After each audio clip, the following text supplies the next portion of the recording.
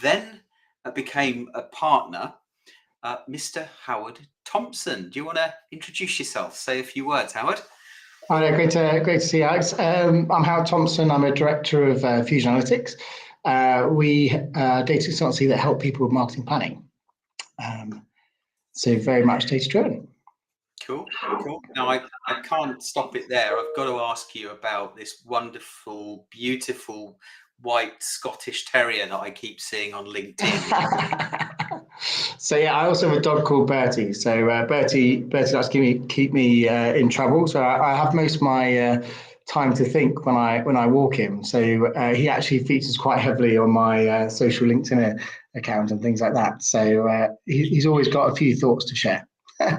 He does, and he died. So yeah, it was an interesting one. So when we tried to do generation tool to get some like nice images and things like that, we put in a description of a West Highland Terrier. And I'm going to use the Walks with Bertie posts to drive it because it's an absolutely spitting image. If that dog came up to me on a walk, I'd probably take him home instead of Bertie. Be a bit more useful as well. I certainly can't tell the difference. So we've got a three-part conversation for you today. So the first part is really about mindset. So Howard and I started working together over a year ago now, and our journey working together started by me helping Howard with social selling and influence. And I think one of the things that you've mentioned, Howard, particularly, was the change in mindset. Do you want to give us a bit more about what that is, what it means to you, and how much of a change it was? Yeah, I think for me, like I didn't grow up with social media and things. I don't use social media personally for sort of like friends and things like that. I obviously signed up to LinkedIn for work purposes and things like that.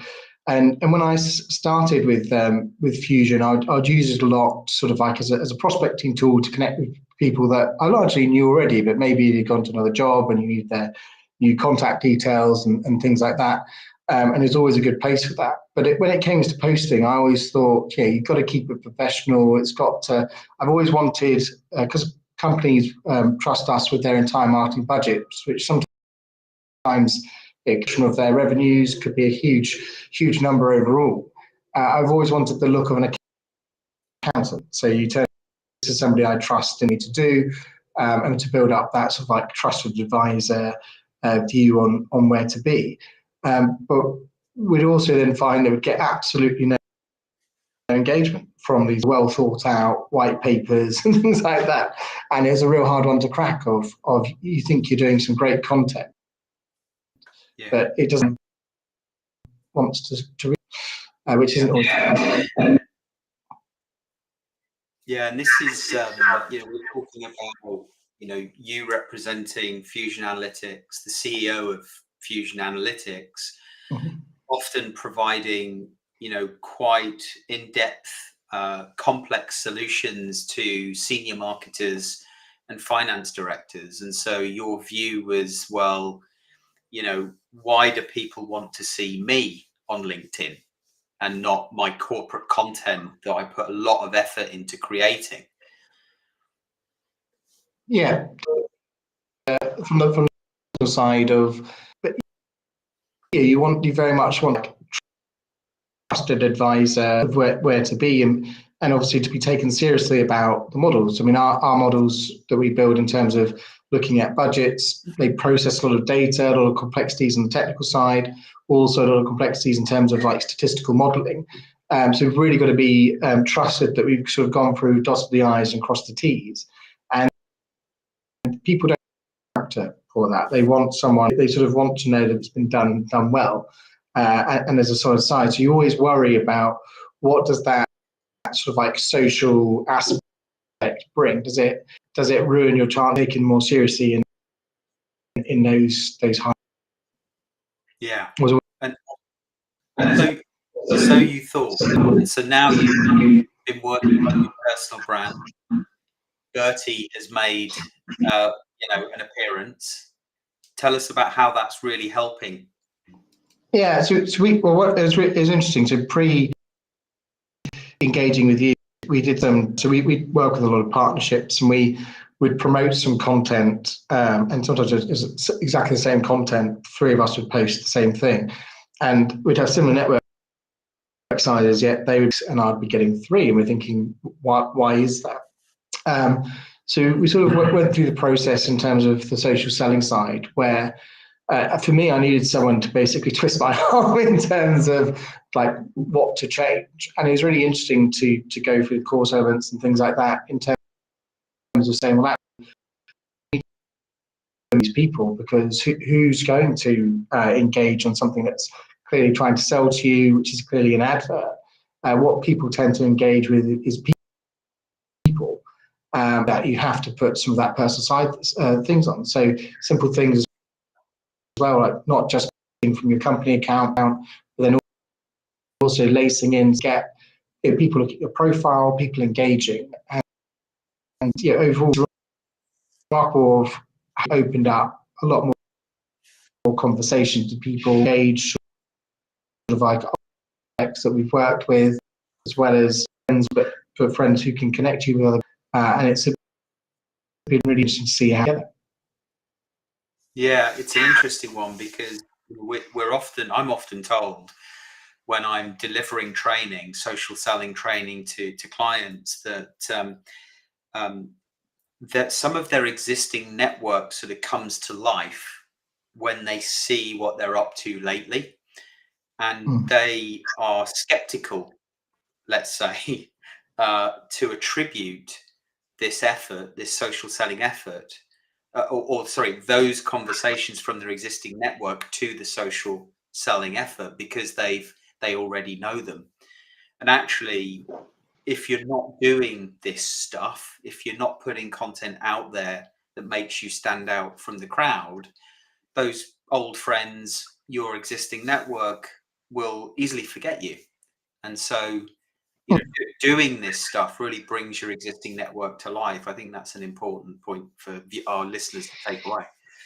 Yeah, I mean, it's interesting that time and time again. So we have, because we cover quite a few areas of expertise in digital marketing and data analytics and things like that. People always struggle to pigeonhole us and say, I go to Howard for this. So even though I've got a great relationship with a person who's got maybe a decision maker and things like that, it's about when they're in that point of need, do they necessarily think of you, and why would they think of you at that time? And if you've got a long list of services that you provide, it's not all of those things are going to stick in that person's head. So part of that, you obviously need to promote the content around those different things you do, but you also need to do something which keeps you personally front of mind of them, to tie all of those dots together, so that at the right time they do think for you. And from our side, we've seen a load of, I've had contacts that are probably 15 years old, that I've not, people I've not spoken to in 15 years, me saying, been a really long time, love to see what you're up to. By the way, I've actually got this project for you. And there's no way that could be attributed to anything else than turning this on. Yeah, brilliant. So I think it's fair to say you were a little skeptical in the beginning, and I certainly saw things change, as your view of this, this world, kind of your eyes to this world was opened. We started measuring behavior initially in an Excel spreadsheet, and we were very rigorous with measuring those behaviors each and every week. Do you recall the moment in which the light bulb came on and you thought, actually, this stuff really does work, I need to continue with this and go all in? I think there's definitely there's a few things at the beginning. Same texture of content. There's obviously targets around provide that mixture, including a certain amount of human posts within that. And in the first instance, it was sort of like, can be quite easy to find one or two personal posts that you'll try, and then you can get a result from that that's normally pretty good, a lot more better than you're expecting. and then it sort of encourages you down the line. But I think I definitely need a lot of arm twisting to go through there, and then also to keep going to see those results. So it definitely is something that takes a while to build up and to get those results back. But yeah, I think what was interesting as well was just before you go through in terms of how actually, in terms of the approach, everything was so measurable. So I remember doing some tests in the early times about testing our profile pages and changing the strap lines and changing sort of text in terms of the About Us section and measuring to see if you've got a change in sort of like acceptance rate to connection or replies and things like that. You need to sort of see all of that as a data-driven approach, because everyone thinks social selling must be such a dark funnel and you can't see it all. But then there's actually a lot of the elements in there that are really measurable. So it's really nice to see that at the beginning. But when we then started to piece together and you could get a trend after after months, to be able to sort of see the overall trends that were sort of like where we had to start our more statistical tool results, which was lovely to see. Yeah, and you've really helped me on that journey actually as we transitioned from Excel to more sophisticated dashboards, because we wanted to start visualizing some of the data that we were capturing in a more effective way. And just to give our listeners a better idea of the things that we were measuring, it was it was things like network growth over time, the follower growth over time. And if your follower growth is faster than your network growth, that implies your content is interesting. People want to follow you as opposed to, connecting per se. We were tracking the number of pieces of content being put out there. So the number of posts each week, and we recommend 6 a week, as you know, Howard, and that's not always the easiest thing to keep up with. But we were very focused on ensuring 50% of those posts were humanized. And when we say humanized, we mean they have your face in, or there's something about you as the individual, not necessarily your company and the product and service that you offer. And we know that the humanized content has the biggest impact on the number of impressions and engagement that is received on that content. And it's when your audience starts to engage, or one's audience starts to engage, that's when you can engage in a messaging exchange and start to see, you say thank you for dropping a like or a comment, and all of a sudden you're back in that messaging exchange that you can work towards having a call. But if you're connecting, if one is connecting with their target audience consistently week in, week out, it increases the probability of those that are engaging with your content are the ones that you actually want to do business with. And if you're creating content that makes you stand out and look different, then your audience starts to walk towards you, as you've seen, Howard. And then we were tracking the number of social networking conversations that one can insert themselves into on a weekly basis that mirrors in-person networking or as close to it on social media at scale from the comfort of your home. And the number of calls that were being had, and then the number of calls that are progressing. And so these two measures are very important, because not only does this social selling approach increase the number of calls that one has on a weekly basis, because it becomes more obvious who you are and what you do, you're a genuine, authentic human being worth having a chat with. The percentage of those calls that you have are more likely to progress with a meaningful next step agreed. And it was the great work that you did helping us to develop the dashboards that allowed us to take that from Excel, put it into, I'm sure you're going to get onto the technicalities of it, but put it into these brilliant dashboards that allow us to then visualize the data for our clients, help to hold our clients accountable for driving the right behaviors, but also predict the outcomes that they can achieve by following the same approach. And do you want to share a bit more? Yeah, so it was interesting. The dashboards, I think, they had 6 areas in total. all designed for slightly different functions. So they're really to look organisationally at a business to see the overall impact of social selling as an organisation, as well as an individual. So there's dashboards in there in terms of trying to understand what your sort of like overall yearly growth is, how much activity you've done. Are certain people as part of that, to create competition through team members by creating leaderboards to say one of the trickiest things is that some people or more age network, so it's being able to playing field that says no matter who you are and what level in your career you are, there's always definitely things that you can. Interesting from my side as well, of having lists of stuff to do, which just stop you from just randomly scrolling through LinkedIn. I think is probably one of the biggest things that people see in terms of time wasted on social media. My favorite one though was looking at the pipeline sizing calculators and the estimates of to help work out what sort of team sizes you need. So what we sort of could do, and is really good to be able to see the data in terms of the current users, was to be able to look at all of the things that drove inquiries, those different conversations we wanted. So whether it's an engagement, whether it's a call, whether it's a conversion of that call.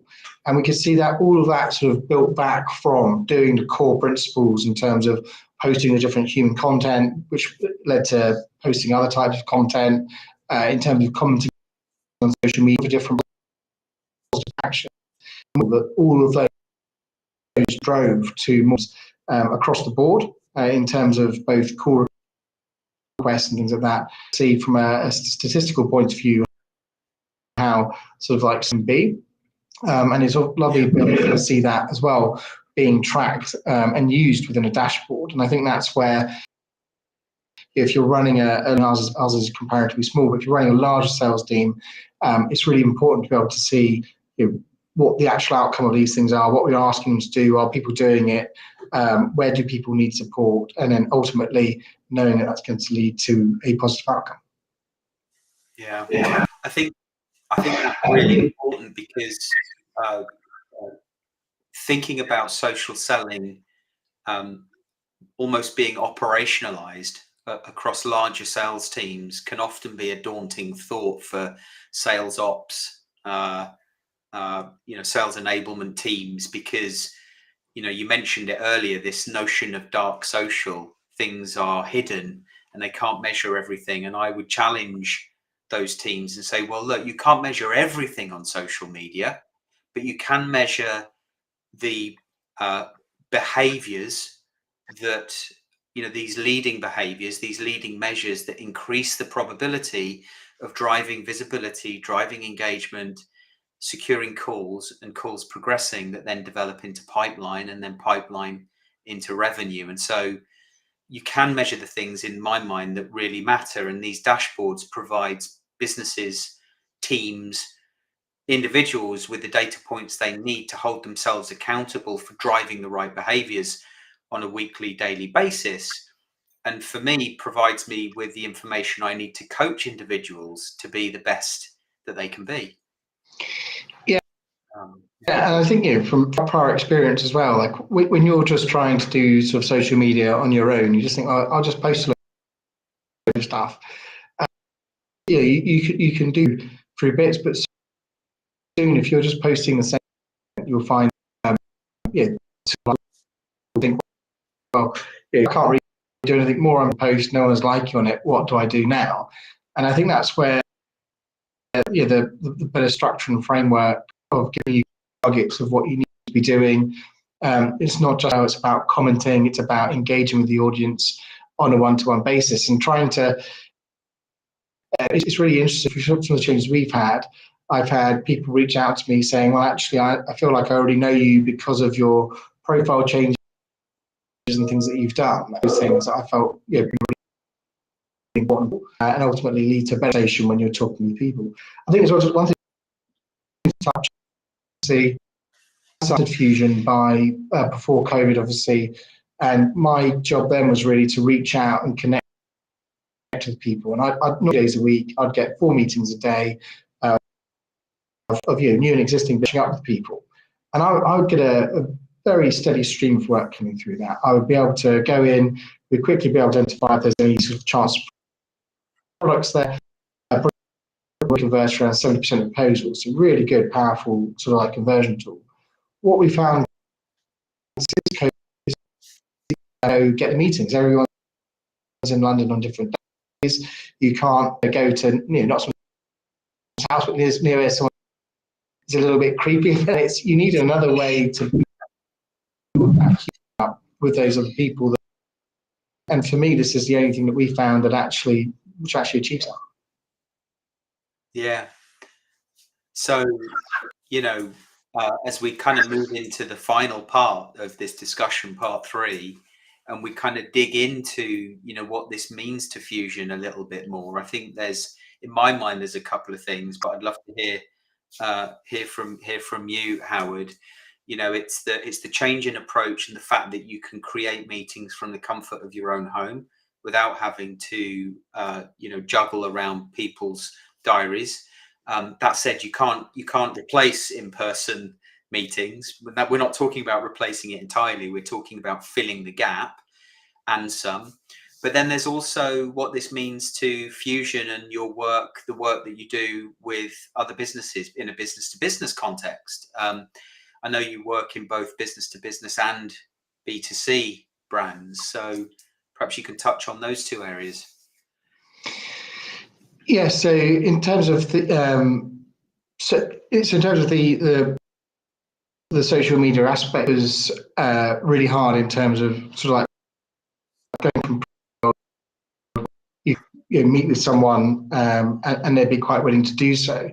When you're doing it with social media and you're sort of like knocking on the door, it's very hard to stand out from being a salesperson. My background, I'm not actually a salesperson at all. I'm a statistician by trade, technician by trade, which makes all of it so much harder in terms of sort of like the social media aspect. But it's been really important that sort of like people have a view of who you are in terms of that social media post, that you feel approachable. Because I think one of the things that I've had mentioned to me before I tried to keep everything super professional, was that it felt that I was people were scared of reaching out and asking, and would think that I wouldn't give them advice or point in the right direction. They were worried they were going to get something too big.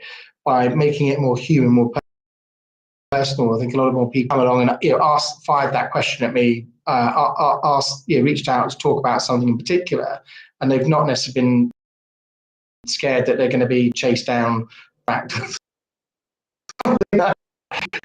It's just a discussion point. And for us, that's where we've always done really well. We've done really well once we've had a point of just having a chat and a conversation. We've always done that, and I find it works, but it's trying to break down the barriers, I think, and enable a way to do that. And social media does actually lend itself very well to doing that, but you have to train yourself, I think, or this is where I needed support to change my mindset to make sort of the social first approach really work. And that's where, I've got a lot to thank you for, Alex. Yeah, thank you. So talk to us a little bit about the kind of companies that you work with. Tell us a bit more about that. So Fusion tends to work with companies of all sizes. We normally work within sort of e-commerce, insurance, financial services, those types of companies. We do a lot in terms of data, so large volume data sets, trying to analyze those, maybe produce customer personas. Before COVID, because we used to have our sort of like unstructured, I suppose, sales approach, where we'd go in and chat. We've actually done a really wide range of data projects. So we've done everything from helping researchers activate their research by modeling it out to customer databases. We've built really complex digital reporting systems for large multinational digital analytics. We've built entire reporting structures for financial service companies. We've also worked, though, with some small startups. It's been really fun. And it's really been great to get a real blend of different sizes, from international, sort of like a small startup with nil budget, because the small startups are implementing things a lot faster and can move a lot quicker. So there's pros and cons in terms of you don't quite scale. What we did have to do with the selling though is in our proposition. So we focus now more on marketing planning and trying to help people understand how to set marketing budget. General challenges, if you look at, say, a marketing attribution platform, which sort of says people touch 3 things before they come through and are going to assign a bit of value in terms of those different channels. It only shows half the picture, and we need to find ways of including sort of insight projects and other things together. And because of our broad range of experience, that's sort of where we're called Web Fusion that helps sort of align things like digital teams, CRM teams, brand teams under a single marketing program and project that forward. And if key message that you want to leave with today, what would it be? I think it's just promoting the use of social media, and to say, you know, for if you've got a problem with sort of anything in digital analytics, and obviously it's always great to reach out. I think the idea is obviously the social users around it, and it's more relaxed in that sense. Then hopefully we can all get something out of it and work together. Cool. And where can people find you? Our website's www.fusion-analytics.co.uk, but I advise looking at my LinkedIn page, Howard Thompson, the data guy. Which is where they can find you and Bertie. And they can find Bertie well. Hashtag walks with Bertie. You'll find me out there, especially in a wet December morning. Brilliant. Well, it's been lovely having you on, Howard. Thank you so much for sharing your story. I'm sure there are so many people out there like you that are feeling just as skeptical as you did in the beginning, and they need to hear from somebody who's, you know, taken that journey, walked the path to where you are today. So thank you for that. This has been Walking Digital Corridors, our special episode, special edition, just before Christmas. Look forward to next time. Thank you very much, everyone. Thank you, Howard. Okay, goodbye.